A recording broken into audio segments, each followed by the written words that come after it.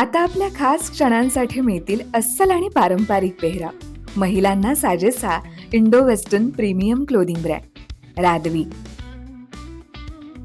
जिथं तुम्ही मूळ चंदेरी पासून लिनन पर्यंत प्रत्येक भारतीय वस्त्रातील पेहराव खरेदी करू शकता. म्हणूनच आजच आमच्या ऑफिशियल वेबसाईटला भेट द्या.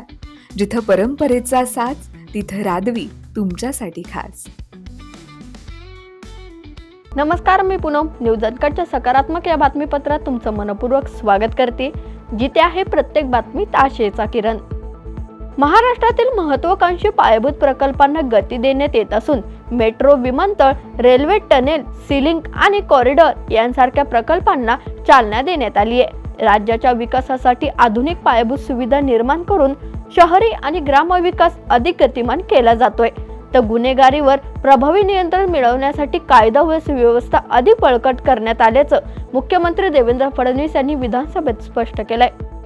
गेल्या अनेक वर्षांपासून असलेले धुळे कृषी विद्यापीठाची मागणी आता लवकरच पूर्ण होती.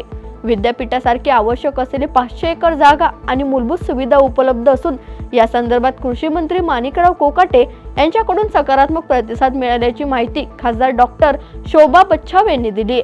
तर हे कृषी विद्यापीठ स्थापन झाल्यास धुळे, जळगाव, नाशिक आणि नंदुरबार जिल्ह्यासाठी कृषी शिक्षण, संशोधन आणि तंत्रज्ञान सेवा पुरवण्याचं काम असल्याचं सांगण्यात आलंय.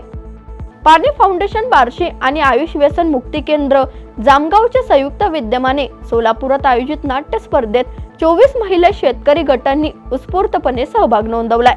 तर गटे शेती, वॉटर कप, फार्मर कप, शेतीशाळा, व्यसनमुक्ती, विषमुक्ती शेती, सेंद्रिय शेती अशा विविध सामाजिक विषयांवर महिलांनी प्रभावी सादरीकरण करत संबंधित विषयांचा अधोरेखित केलाय.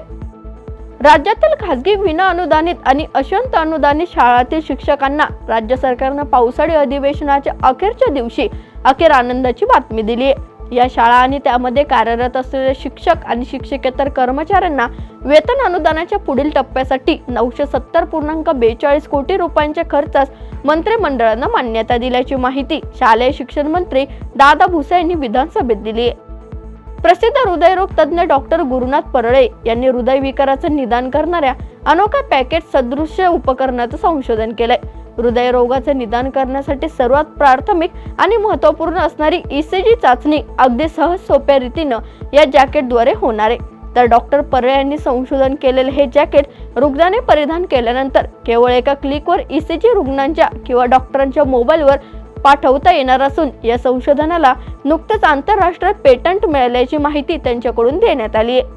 महाराष्ट्र राज्य सहकारी बँकेने 167 प्रशिक्षणार्थी कनिष्ठ अधिकारी पदासाठी भरती जाहीर केली आहे. इच्छुक उमेदवार बँकेच्या अधिकृत वेबसाईटला भेट देऊन अर्ज करू शकणार आहेत. तर या पदासाठी शैक्षणिक पात्रता पदवी असून वयोमर्यादा किमान 32 वर्ष ठेवण्यात आली आहे.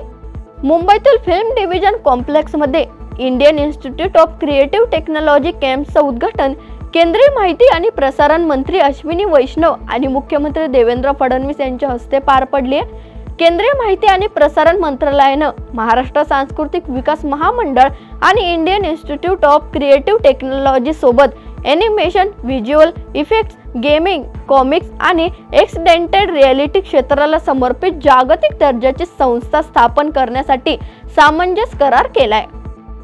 BMW इंडियाने भारतीय बाजारात BMW 2 सिरीज ग्रँड कूपचे अपडेट मॉडेल लॉन्च केले. दुसऱ्या पिढीची ही कार सध्याच्या मॉडेलपेक्षा मोठी आणि नवीन वैशिष्ट्यांची सुसज्ज असून या सुरक्षतेसाठी ट्रॅक्शन कंट्रोल आणि लेव्हल 2 सारखी वैशिष्ट्ये आहेत. शिवाय 1.5 लिटर टर्बो पेट्रोल इंजिनसह ही कार फक्त 8.6 सेकंदात 0 ते 100 किलोमीटर प्रति तास वेग घेऊ शकते.